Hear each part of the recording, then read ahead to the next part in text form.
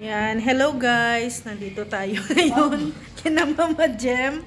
At syempre, hindi lang okay na. At syempre, kukumustahin natin si Mama Jem. Jem, welcome back sa Dait. Ay, welcome. Namiss ko na rin syempre ang Dait. Kaya kung wala lang kaming alay sa Manila, hindi sa amin pupunta. Kaso may alay po kami, kaya pumunta kami ng Manila. Pero ngayon, nandito na naman kami ulit. And syempre, welcome back po sa Dait. Syempre, Mama Jem, tatanungin kita sa feelings mo. First, Lola. Ayan, unang apo. Unang apo. Unang apo mo kay Kalingap Dan. Ano ang feeling, Mama Jem? Syempre, nakita mo na yung, super ang saya. Nakita mo na yung apo mo na lagi mong hiling. Super duper syempre ang saya natin. Nandyan si Princess Rosie. Sa palagay mo, Mama Jem, kung ikaw, saan kamukha si Baby Rosie? Hati naman sila ni Dan at saka ni Jenny. Hati naman sila. Daming nagsasabi daw ang ilong daw kay kamukha daw ni Dan. Ano pa naman yan? Siyempre, magbabago pa yung ilong ng bata. Basta kipitan lang. Kipitan lang. Yung mga matangos sa'yo kasi malambot pa yung buto pero niya. Si Dan naman, matangos-tangos naman ang ilong ni Dan eh. No? Tangos naman siguro rin kasi dito may may buto naman siya. Yan si Yaya Bet. Ilong niya. Matangos, tatangos din.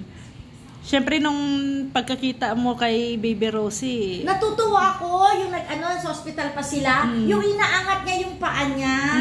Nakita mo yan. Gusto ko, ang cute naman ng batang to, inaangat pa yung paa niya. Yung ginaganon talaga niya, no? Kaya nung nandito na, nakita mo nung pagdating mo. Ngumiti na rin siya. Nakangiti sa'yo. Oo, nakangiti. Sabi ni Hana, Mama, hindi sa amin ngumingiti yan. Sa'yo lang ngumiti. Sige, naingayan sa akin. Kay Kuya Brooks din daw ngumiti. Oo, kay Kuya Brooks, sabi ni Maring Elena. Kanina binaba siya ni Jenny kasi happy ni Jenny Sitio na dito sa pagbaba, papasok sa school. Binaba niya. O bagong ligo kanina, presko tulog niya. Oo. Siyempre. At ano ba ang sa palagay mo, paano ka maging isang lola kay Baby Rosie, Mama Jem? Kung ako kasi kahit sa kay Daniel Hana, hindi rin ako nag-alaga kasi natatakot ako mag-out ng bata, ng baby kasi malambot ang bunbunan. Gusto ko yung makasing laki na nila Ali. Ni Ali. Ganyan. Ano ba si Mama Jem? Alam ko baka spoiled to kay Mama Jem ang kasi si Ali nga spoiled nga si Ali. Kaya nga sabi ko kay Princess Rosie, bilisan mo lumaki para mag-shout out ka na, tsaka pupunta tayo sa New 101. Akala ko SM. Oo, SM din. May Mama Jem, dalawa na ang magiging mo niyan, si Ali at saka si Baby Rosie. Oo. Sama-sama kami pa siya, hanggat kaya. Oo, hanggat kaya. Si Mama Jem na po ang Mama Jem, naniniwala ka ba pag lola, pag mag-school daw ang apo, lalo na kinder, nursery, ang lola daw ang maghatid. Oo, lalo na, ayoko talaga napapawisan ng bata. Kami nung bata pa sila Daniel Hana, bago kami pumasok sa SM, lalagyan ko muna sila ng bimpo bago pumasok sa mall kasi malamig Siyempre galing kami sa init. At saka pag natutulog ang mga yan, ang putad-tad sila sa akin ng pulbos. Para yan silang espasol. Paano yan, Mama Jem, pag mag-school na si Baby Rosie? If kaya mo pa. Ikaw mag-aabang doon sa school. Oo, tsaga talaga ako sa ganyan. Ayan, maalaga si Mama Jem sa mga bata. Lalo ayoko gusto ko talaga yung sigaw ka lang na gano'n, pero sabi ko yung manakit ka, ayaw ko. Kasi hindi naman sila nakukuha sa palo lang. Pagsabihan lang. Si Shaira, spoiled din sa akin yan. So it means si Baby Rosie magiging spoiled din. Ay, oo naman, kahit sino. Kasi ayaw ko nang mamahal ng bata. Naawa ko pag meron ng batang umiyak, tapos yung nanay kinukurot pa. Inis ako sa ganyan. Halimbawa lang, mapalo ni Kalingap Dan si Rosie, anong gagawin mo, Mama Jem? Wala tayong magagawa, sila ang magulang.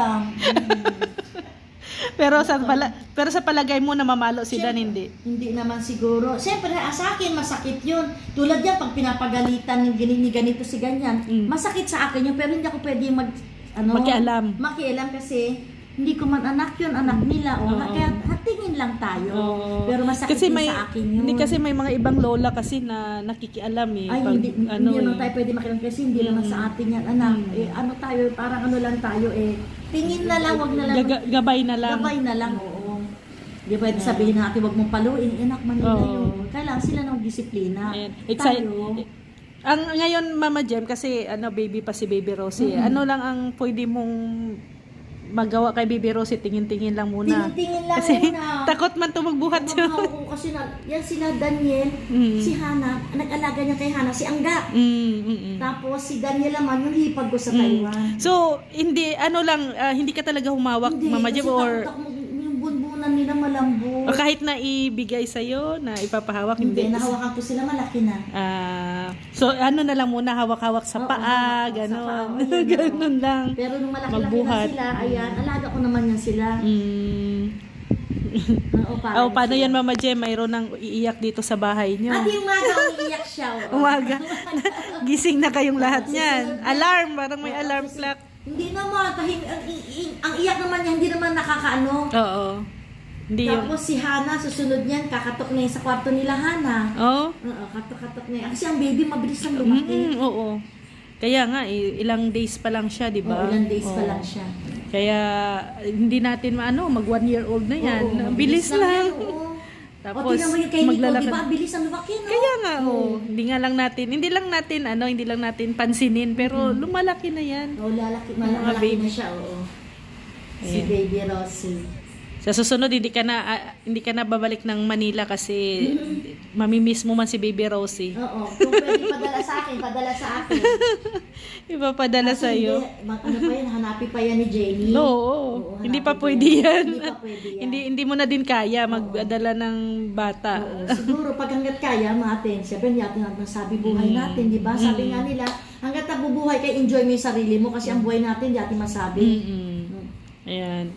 So, Mama Jem, na-prank din kami kay Hana ay. Napanood mo yung sabi ni Dins na buntis daw siya. oo. Pero natuwa kami.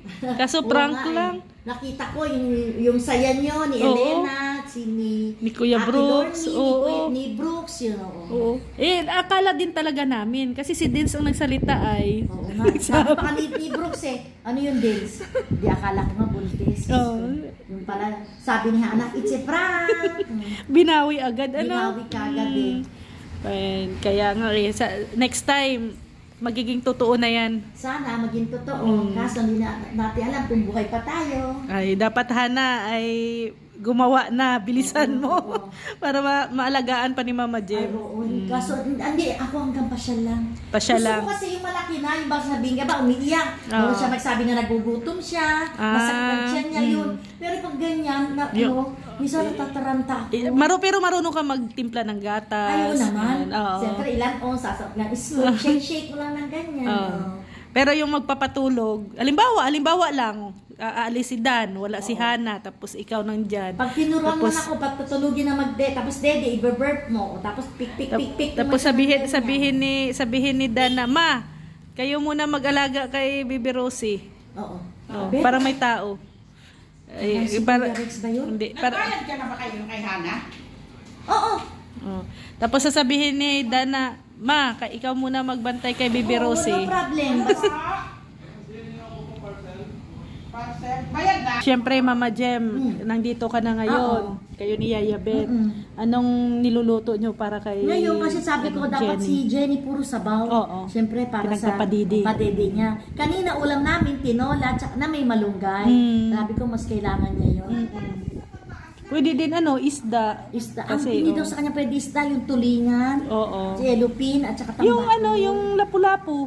Oo, Hindi daw siya masarap. pwede muna maggata. Oo, hindi muna. Oo. Kasi yun ay. Iwan ko lang sa sa iba. Oo, sabi. Pero kasi sa amin kasi ay siyempre parang Makati sa Oo. dede sa Kaya bawal muna sa sa kanya gatas. gata. At saka ang mas masarap din Mama Jem kung yung shells, yung mga shell, halaan, Wala yun. man dito sa atin. Sa palengke sa Wala. sentro, mayroon yan, mayroon. Bihira nga lang kahit Oo. tahong eh. Yan ang mas maganda din talaga sa Pero nung alam mo, yung nanay ko pampadede. buhay pa, ang piniluluto talaga niya, yung nabibili sa arangke pag bagong panganak, biyongko eh. Ano yung parang kalapate. Yun ang maganda daw sa bagong panganak. Oo. Oo. Nabibili naman yun sa Arangke, sa Ongpin. Yun lang meron wala tawagin nila yan sa amin dito. sa Chinese Byongkue. Wala yata dito, Wala hindi. dito sa At saka, yun lang yung lagi naming yung mga halaan, Oo, yung mga, halaan. Tignan ko lang kung meron halaan. tinola, yung isda, mga Bro, pero yung sinabi mo, wala, hindi ko alam Wala, yun. meron yung kung tawagin sa amin sa Chinese yun, Byongkue. Parang kalapati. At least ngayon, Mama Jem, magaan na kay Kalingap Dan. Kasi hindi na siya nagluluto. Kasi ang niluluto niya daw kay, kagabi, katulad kagabi, pritong bangus. Si Kalingap Dan kasi yung nagluluto para kay Jen. Ngayon, Hindi siya, sabi ko, iwasan mabinat. Oo. Ngayon, magaan na ang trabaho ni Kalingap Dan kasi nandyan na kayo ni Ayabet, may tagaluto na. Di ba? Sabi ko kasi iwasan yung magbuhat ng mabigat. Oo, bawal talaga yun. Mahirap Bawal. yung nabibinat. Dapat nga Bawal. halaan, oh. Halaan. May halaan. Mayroon yan sa palengke. Sa palengke Sige, yan. Oo, tingnan ko may halaan. mayroon yan. Doon sa dulo, sa mga, Sa dulo? oo, mayroon yan. Basta, Mas masarap yung halaan. kwan siya. Hindi siya Oo. nagluluto. So, ayan guys, konting kwentuhan lang with Mama Jem, Kasi, syempre, matagal na to na-excite sa apo. Kaya Ngayon- nga gusto ko ngayon kung ang biyahe lang isang oras na lang oras, bakit hindi ako sumaglit dito sa Bicol? Kaso 11 hours ang biyahe. Oo. Alam mo nga, hindi nga traffic nung umuwi kami dito nung Ados. Diyos ko, ang biyahe namin 11 hours pa rin. Matagal, Oo, ang tagal. Kaya sabi ko, tuwang-tuwang, sabi ko, salamat, hindi traffic. At Diyos ko, saka- puno din ang biyahe 11 hours. Oo. Kaya sabi ko kay Hana, kung ang biyahe, isa oras na lang oras lang, ay talagang luluwas talaga ako. Oo. Siyempre, wala, 11 hours. Siyempre, aalalay kayo doon sa Oo, ospital, kaso di ba? hindi Ang biyahe talaga 11 hours. At syempre, may pasalubong sila Mama Jem. Oo, bigay Crispy ito ng Creamy. naman ng nanay ni Dean. Maraming salamat po sa kay Mama ni Deans. Thank you Sa po. kapatid ko nagbigay ng hopyang dice. Ayan, maraming Yan, salamat yan. po sa mga Oo, pasalubong. pasalubong yan. Hopyang dice. Nagbigay ng chocolate. Oo. Ano bang lulutuin ni Hana, Mama Jem? Manok daw yata. Ewan ko, nagpabisa sa akin ng red pepper, tomato sauce. Apritada siguro. Ay, dati yan luto. Ito dati niyang luto. Oo. So, si Hana po ang Si chief Hana cook magluluto ngayon. ngayon. Ngayong dinner. Sabi niya kasi ay dito daw magdi-dinner ay. Kasi nung nakaraang gabi dito kami, nag-dinner din kami. Kagabi nag-chat daw kayo. Kukunin ang pasalubong. Oo, yun nga, yun. Sabi ni Kuya Brooks bukas na lang at para isahan na lang.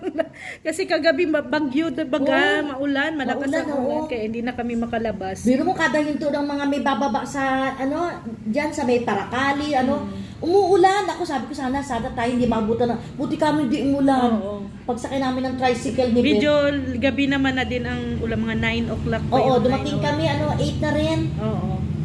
So, ayan guys, maraming salamat. God Maraming bless salamat. po. Siyempre na-miss ko rin ang Bicol. Yan, abangan nyo po si Baby Rosie. Baby Rosie. Kanina naligo Yan. So, siya. susubaybayan natin ang paglaki ni Ang Baby paglaki ni Rosie. Baby Rosie. Kagaya sa paglaki ni Baby Alimyon. Baby Alimyon. Hindi na baby si Alimyon, Hindi tita na. Tita Alimyon.